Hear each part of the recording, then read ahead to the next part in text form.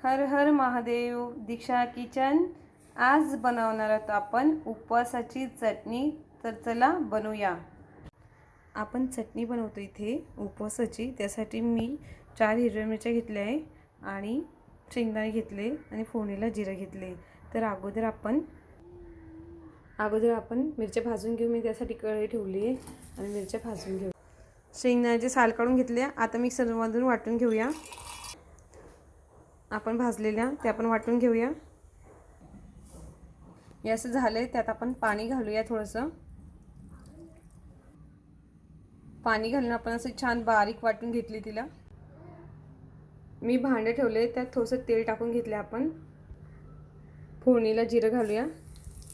छान करकरीत होऊ द्या. झालं आपलं लाल. त्यात आपण वाटलेला चटणी ॲड करू. त्यात चटणी टाकून घेतलं आहे. त्यात चवीनुसार मीठ ॲड करते.